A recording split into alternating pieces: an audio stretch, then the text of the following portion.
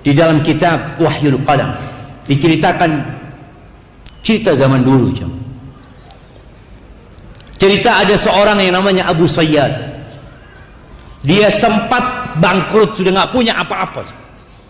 Istrinya menangis, anaknya menangis di rumah. Dia seorang nelayan. Akhirnya dia berangkat ke seorang guru.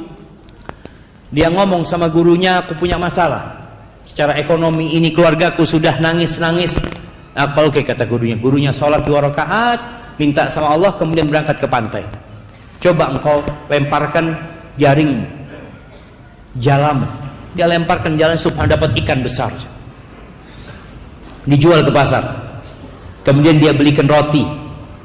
Kalau bicara dulu jamaah, makanan itu masya Allah nikmat yang sangat besar.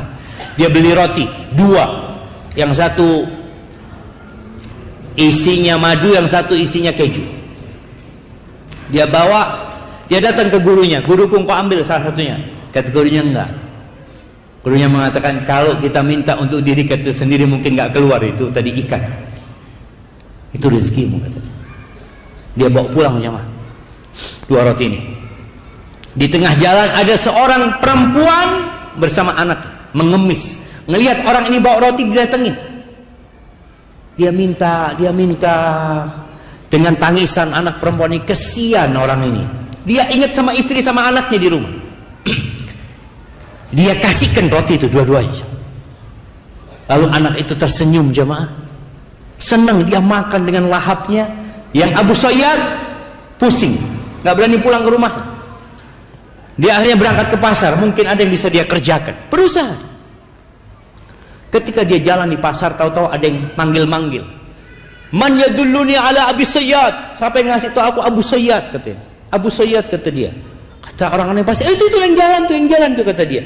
Dipanggil lah Abu Sayyad, kata dia. Ada apa engkau, kata dia.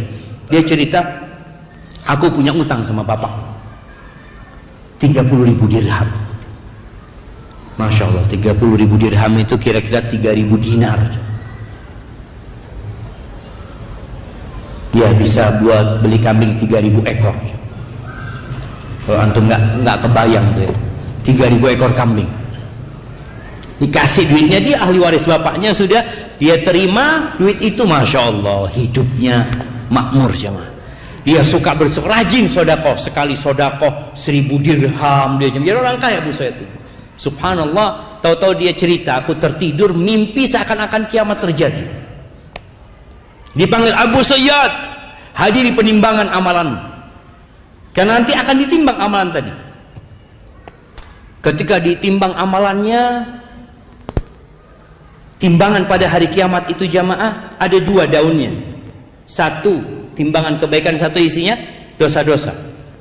Allah mengatakan, fa amma man thaqulat mawazinuhu fahuwa fi 'ishatir radiyah. Yang berat timbangan kebaikannya, maka dia akan berada di kehidupan yang baik.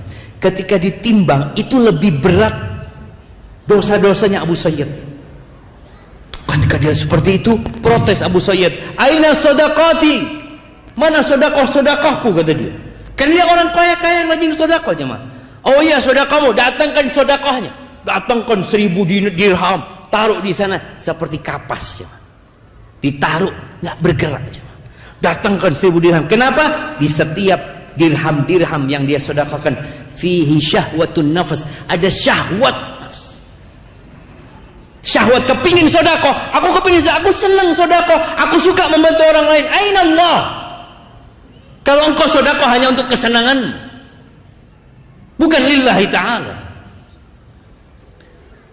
Ketika melihat itu Abu Sayyad lemas jemaah.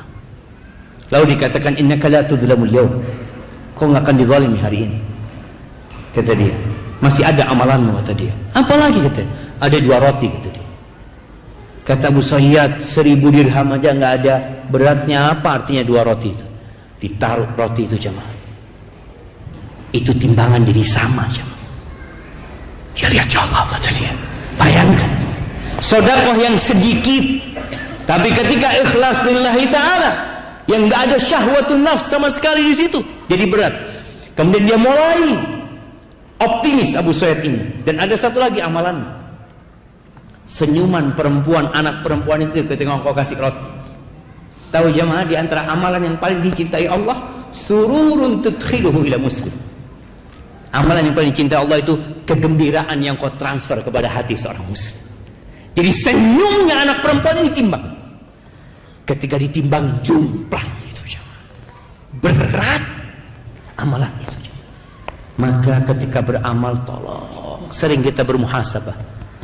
Jangan sampai amal soleh kita ternyata nggak ada bobotnya pada hari kiamat.